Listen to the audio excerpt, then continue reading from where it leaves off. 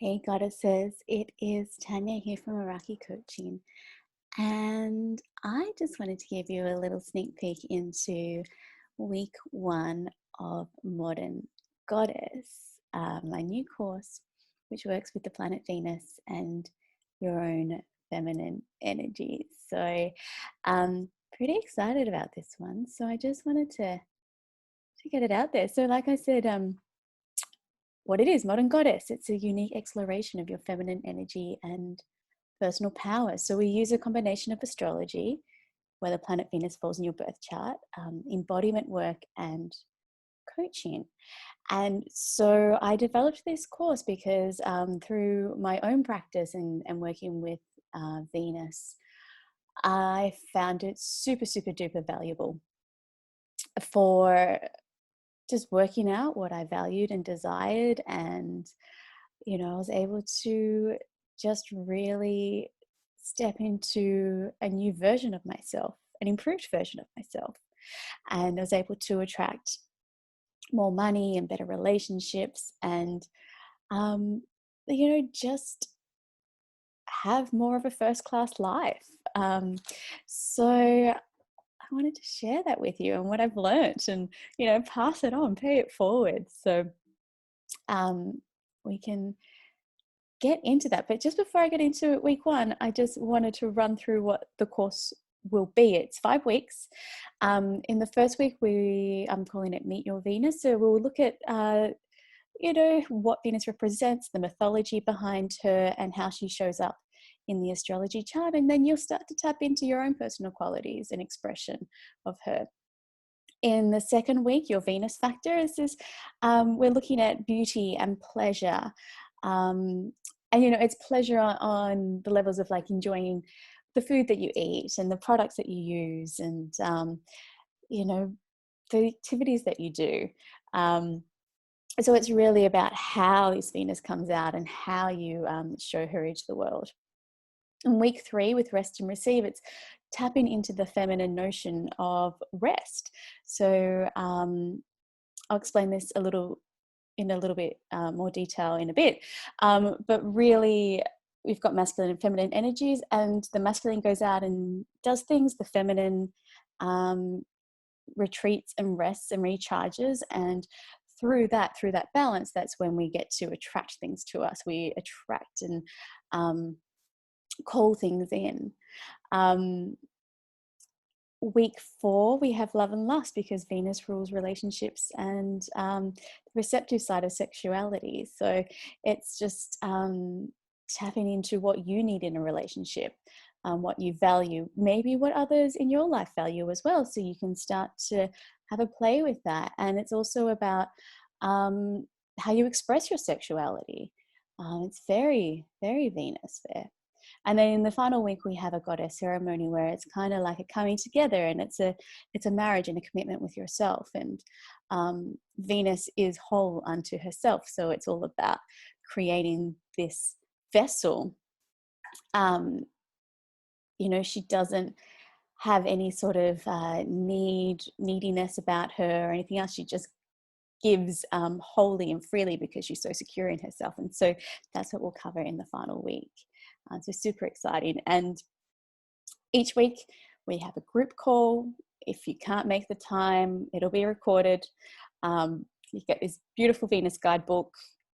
I created new meditations for each week, journaling questions and embodiment exercises. So you can really start to act it out and feel it and do and start to see the results really quickly. And also dancing. I love to dance, and it's a way to feel into my body and to feel really grounded. So I created these playlists to help you feel into each theme, and it's something I love doing. It's something that I feel helps a lot of people. I do this for my full moon workshops, and it's always about the music. It really just helps you tap into it and that extra level there. And then there's a private Facebook group for everyone to hang out in. And I'm also offering a bonus one-on-one chart reading. So you get 75 minutes with me, and I will look at your birth chart and we will dive into things on a deeper level, so you can really hone in on who your Venus is and how you can use that information to express yourself a little bit more. So into the sneak peek of week 1 of Meet Your Venus. So like I said, we have masculine and feminine energy within all of us. Whether you're man, woman, non-binary, everybody has these two sides to them. And it's not about one being better than the other, but it's about using each to their advantage. So it's a balancing act. Whereas the masculine gives, the feminine receives. The masculine strives and gets out there and actually does the things, and the feminine steps back and attracts, and she just rests and she just chills out. And like the yin and the yang, that's the best way to kind of describe it, because people tend to understand yin and yang, and especially if you practice yoga, you'll know that the yin yoga is a lot more gentle and feminine, but just as powerful for all the shifts that you come across in your body there. And so it's about bringing this out a little bit more within yourself. And I feel like the world lives in a very masculine way. All these masculine qualities are very much celebrated, but we need to pull more feminine energy and more feminine ways of being into the world. And that's why this course is really important. Once you start to balance that out, you'll begin to see the shifts, and life will just get a lot easier. Like, you'll still get what you want, and perhaps even more, but you won't have all of that striving or burnout. Like, life just becomes easier, and once you can accept that that is a thing, it's pretty powerful and magical. So one thing that you need to understand is the birth chart. So this is what a birth chart looks like. This is for no particular person. It's actually for the day that the course starts, the 14th of May. So everybody's chart looks different. And basically we've got all of the zodiac signs on the outside, starting from Aries. It's divided up into 12 pieces of pie, and they're called houses, and they represent a different part of our lives. So for instance, like the 4th house is all about home and foundations. The 10th house is career. 7th house is relationships.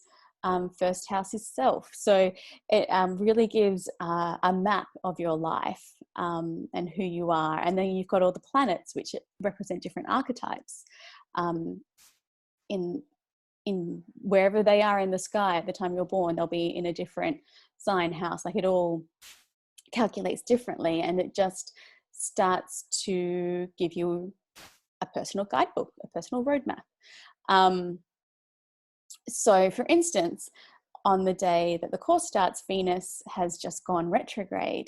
And when a planet goes retrograde, this is a time for us to do a lot of reviewing, reflecting, reevaluating of all the things that that planet represents. And so that, again, is why I've timed the course to start at this time, because everyone is consciously or unconsciously going to be doing this work. And so it's a really great opportunity for you to dive as deep as you can and get as much power and change from this. So, like I said, each planet represents something different.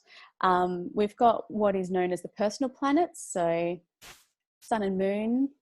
So we've got our purpose, potential, our basic identity. So if you read your horoscope in the newspaper or a magazine, it tends to just look at your sun sign, but you're actually more than that. So that's just one essence of you. The moon is your emotional needs, your inner world. Mercury is how you communicate and think and learn. Venus, our friend Venus, is what we desire and our values and abundance and aesthetics and art. And then Mars is our drive and assertion, our masculine energy. So everything is just making up different parts of us. So for instance, like if we go back to this chart, the sun here is in Taurus. So if this was a real person, they would express themselves in a very Taurian way. So very earthy and grounded and sensual and patient and you know, Taurus likes the good things in life. Like it really is all about having nice things around them and pleasure, and taking pleasure in their surroundings. But then this person would have the qualities of Aquarius for their moon, for their inner emotional needs. So Aquarius is more about what's good for the collective, the group. It's very humanitarian. So you can see how things just start to shift and change. And I'll go into this in more detail because I know it can be hard to grasp in a couple of minutes explanation. I'll go into more detail in the course, I mean. And then we've got the other planets, the social planets, Jupiter, Saturn, and then the outer planets, Uranus, Neptune, Pluto. They all make up who we are. But our focus for Modern Goddess is Venus specifically. And so she is love, beauty, and magnetism. And she actually rules 2 signs because she's awesome in that way. So she's the natural ruler of Taurus, and that's, where she gets her elements of things that provide pleasure and satisfaction and value and worth and money. And then as the ruler of Libra, that's all about balance and harmony and relationships. And so combined, that's like where Venus, that's why she rules so much, because she's just covering all these different things. So yeah, if we look at her from self-worth and money, it's all about how we value ourselves and our own personal talents and abilities. And, when we feel good about who we are, like we feel worthy of attracting the money and relationships and jobs and opportunities that we want in our lives. So when we start to do this Venus work and we find that we're out of balance, and then we, begin to heal that part of ourselves, we just feel like we deserve more, and we don't settle for second best anymore. We don't settle for second best in our relationships. We are proud and happy to ask for that pay rise, or to go for that job that we may have thought that we were underqualified for in the past. But once we feel valuable enough for that, we can pull that into our lives. Venus also, like I said, she rules beauty and pleasure. So it's our own personal style, how we decorate our house, how we dress, even going to like beautiful spaces. Like if you go to a gallery, it's like the art that you're attracted to. And with pleasure, it's all about the products that you might buy for yourself. It's the food you eat. It's it's how you spend your time. And different people find pleasure in different things. For someone might find a lot of pleasure in going to a football game, for instance, because they find that that's a really really fun time. Whereas somebody else might like hate sport and just love to gets a lot of pleasure out of shopping and being in the shopping mall. So it's just about working out where you want to play with your pleasure. Some people love to decorate their home. That's where their focus is. Other people, they get a lot of pleasure out of their work. We'll find out what your Venus wants to do in the course. Venus also represents how we attract the things that we love and value and desire. So, for instance, you might, for me personally, my Venus is in Aquarius. And so Aquarius is an air sign, it's mental. So for me, I really value things that are a little quirky and different, because that's Aquarian. And I love to share ideas, which is, one reason why I do these courses, and because I love to share this with other people. And so that's what I appreciate. And so then I draw people to me who are also interested in this. So I can share what I love and appreciate and desire, because that's like, I just want to get this information out into the world, and I want to share all these things that I'm passionate about. So, those qualities come out. And then we have relationships and sex. So, you know, she rules how we give and receive love and the pleasure we get from being in a relationship. And like I said, like my Aquarian side is an air sign. So I love ideas. Like I value like communication and conversation with people, and you know, the sharing of ideas, constantly like sending friends memes all the time and things like that. And I actually, you know, don't really care if they send anything back, but I just want to share it because I want to share that information. So it's just like working out what you like and how you want to express that. And you know, the birth chart is a really good way to just hone right in there. So when we are connected with Venus, we, you know, we feel worthwhile and we feel worthwhile to give to ourselves. I think a lot of the time, especially women, we give to others all the time. We give, and we never allow ourselves to receive, and we don't give back to ourselves enough, because we feel like we just have to keep on giving and that, you know, that's all we do. And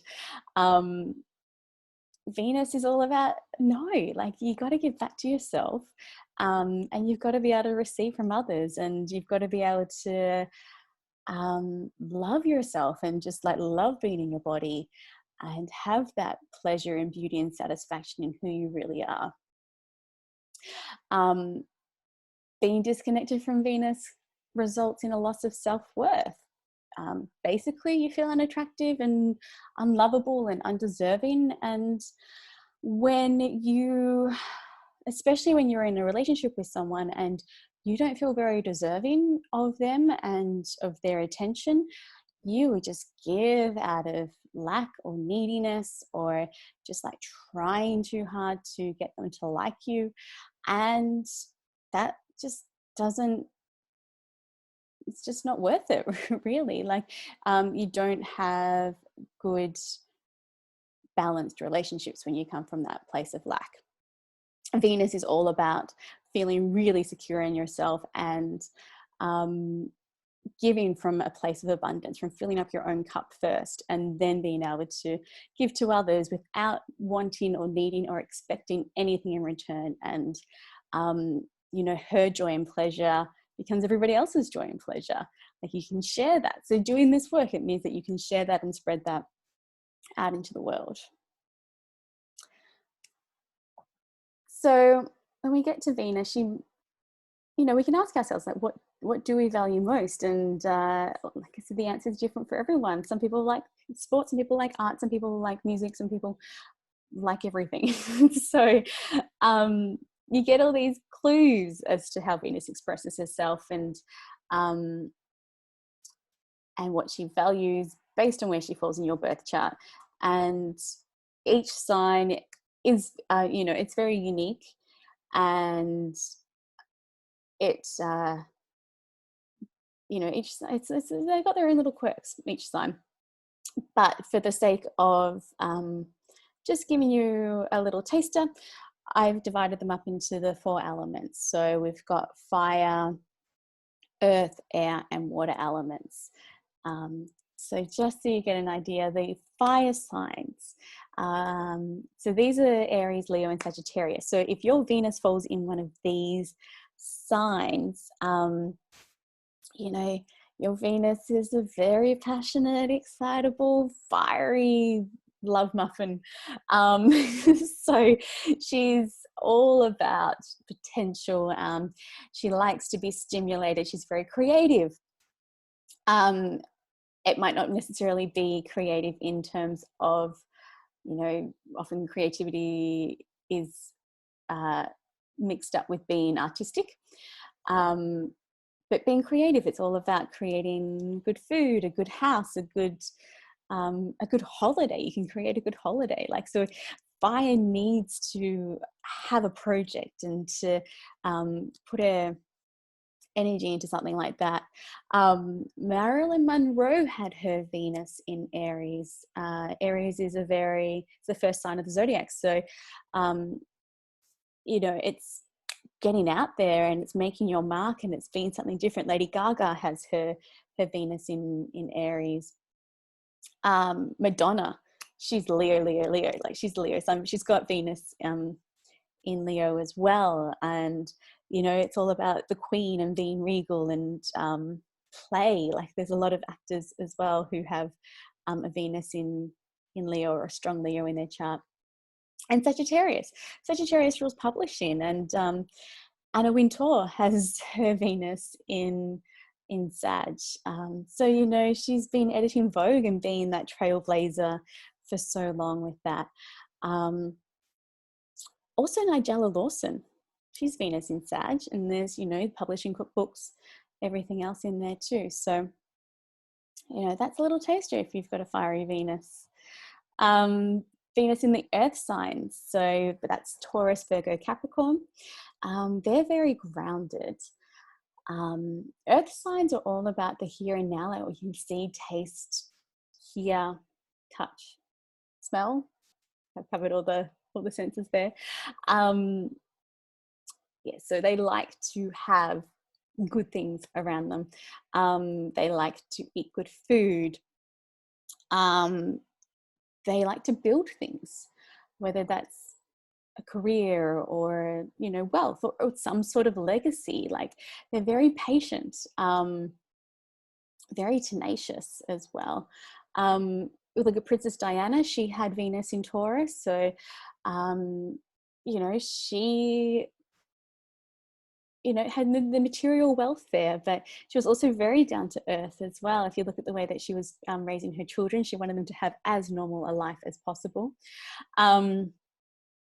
We've got, Kim Kardashian has her Venus in Virgo,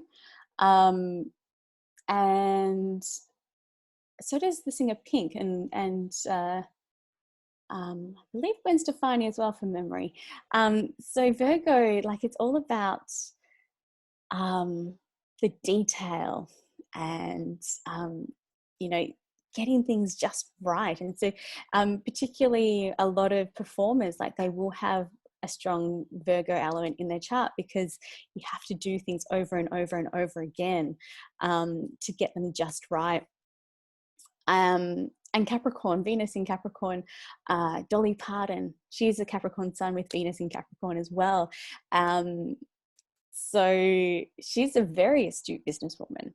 And that's the very Capricornian qualities of mastery and business.